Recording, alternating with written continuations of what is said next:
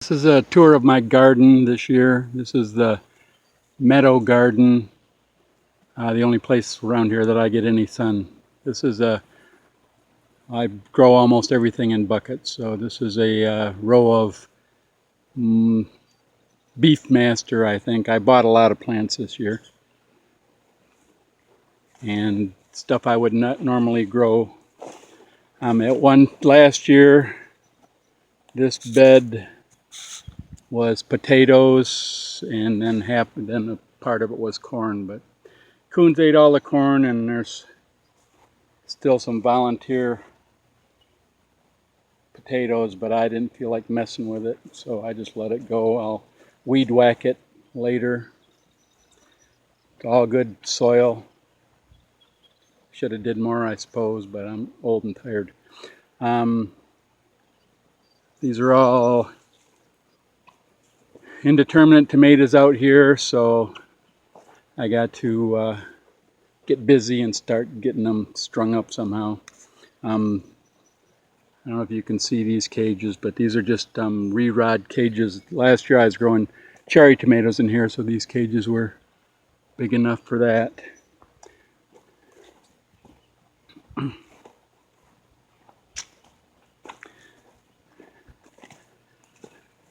A lot of things I didn't plant. These are all marigolds. I'll still get those in the ground, but these are all Amish paste, I guess. I don't know if any of those will get in. These are some replacement cucumbers. More tomatoes. I don't know. I got bored this spring and just kept on planting stuff in containers. This is all the biochar that I make. I use this everywhere in here. I put as much of it as I can make into these containers, and then it'll be good, I'm guessing, in the future. This is a double row of Romas down through here.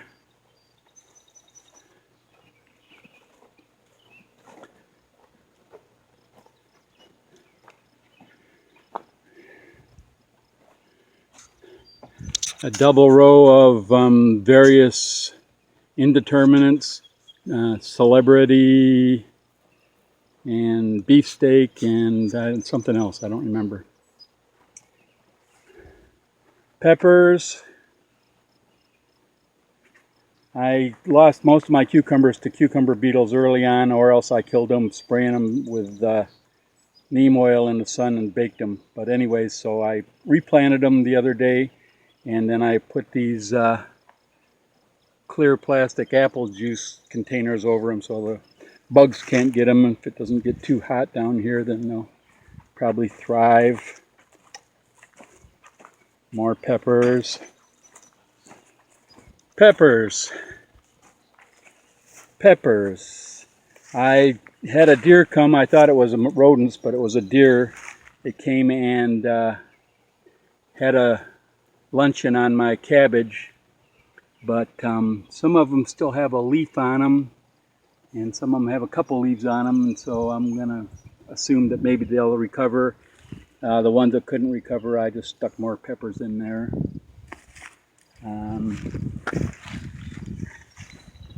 There's my grapes, 2 rows of grapes.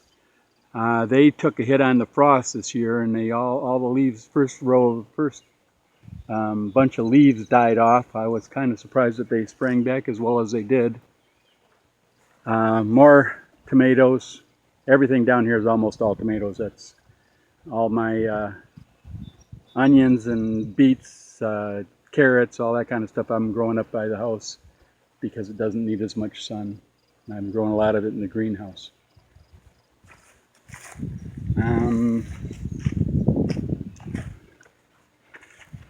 Amish paste in these beds.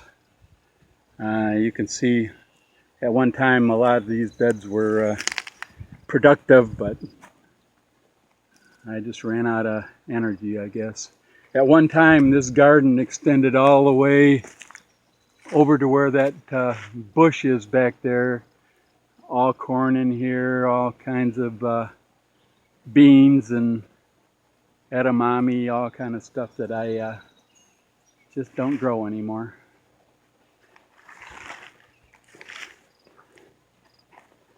because all this back here is swamp. So there's about 1,000 deer an hour that come through here. And mostly what I do anymore, if I'm not growing tomatoes down here, which they don't bother too much, is feed deer. So, but at one time, all these beds were either in kale or this one was in tomatoes last year, and didn't bother with it. And then all these squash are trying to recover. I think I killed these myself. The cucumber beetles come just as soon as you put anything in the ground here. And then I sprayed them with neem oil, but it was really hot at that time. And I don't know if you can see that, but it kind of baked the leaves. So you won't be able to see this, but there's just a little teeny green sprout down there in the crotch of those two leaves. So I'm leaving that there. Some of these are recovering, but can't be sure. Same thing here, just a little green leaf, there we go, around these dead ones, so I'm gonna hope that springs back. So any of these ones that look dead, I'll have one of those little leaves growing out of them. And hope springs eternal. But if we get an early frost, then it won't matter because all that stuff is late now. These are all pumpkins down here.